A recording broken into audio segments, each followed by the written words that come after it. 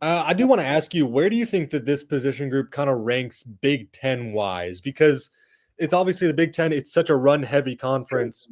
You don't always get the best pass defenses that we see. Obviously, the Ohio States, Oregon has a great secondary. Even Washington, I throw up there. Where do you think that this group ranks within the Big Ten?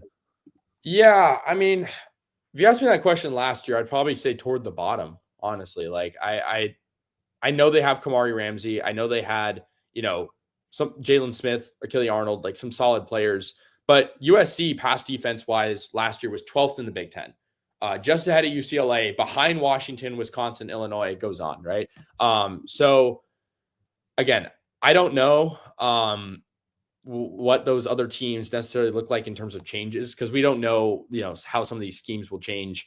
I think though, like easily top five. I think they could be top five because I think you mentioned Oregon, Ohio State.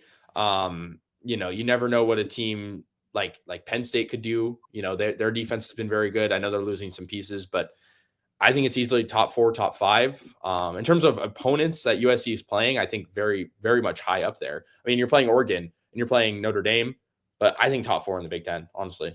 Yeah, I tend to agree with you. Before I answer that, though, I will answer this question from Will ND, and I don't think it's going to happen. Will Chelsea make top four? I'm not going to talk too much about it. They're losing too much momentum. It's not going to happen. I've lost faith.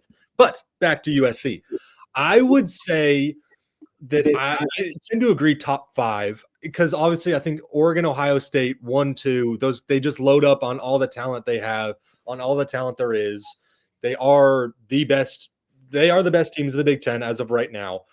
But I would say five maybe because you don't know some of the other teams you're going to get because Washington is a very solid secondary. A sneaky decent team. They're gearing up to be a very solid team. Yeah, so I would say five probably. Yeah, I tend to agree. I think again, it's another question mark.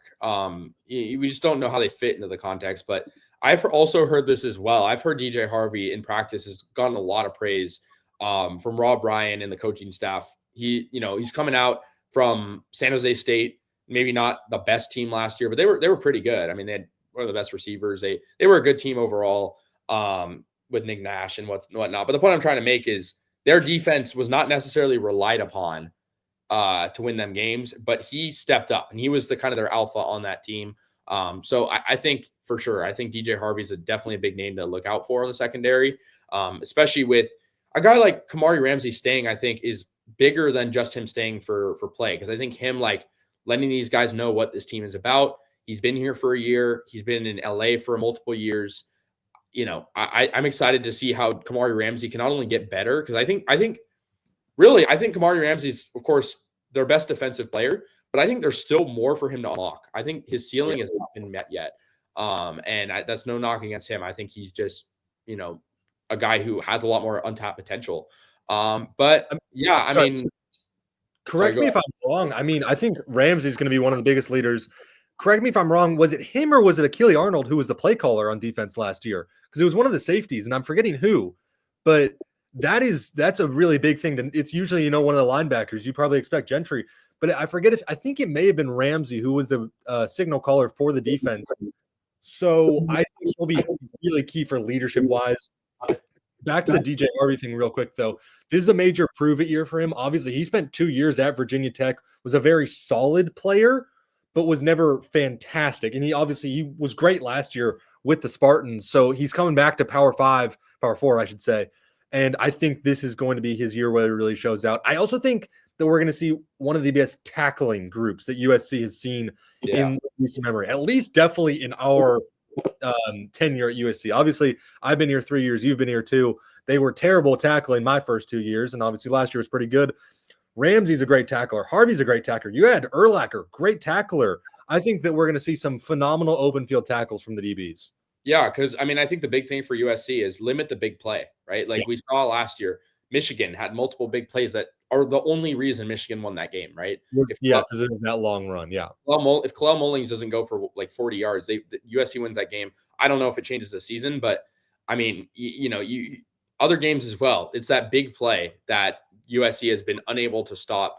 And some of that came with the secondary. Some of that came with the linebacker core being kind of depleted. Some of that came with the D-line. You can't assess blame to one group last year.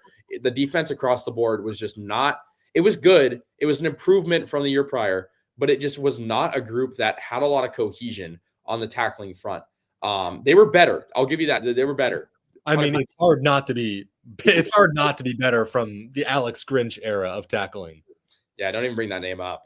It's for sure. But I think now we're going to see pressure taken off from some of these groups just from them being able to bounce off each other. But again, I agree. I think this is going to be a good tackling group, and I think it's going to be an exciting defense that can make the big plays, get those big pass breakups, force 3-and-outs, force early drives to be stuffed, and especially down the stretch too, because we saw USC kind of crumble in late games last year. Some of that was the offense's fault, but some of that was also the defense's fault. You could look at the Washington game. I was there. I mean, you saw the defense kind of crumble, and it was raining, I know, but still, I mean, not really. That's not a good enough excuse.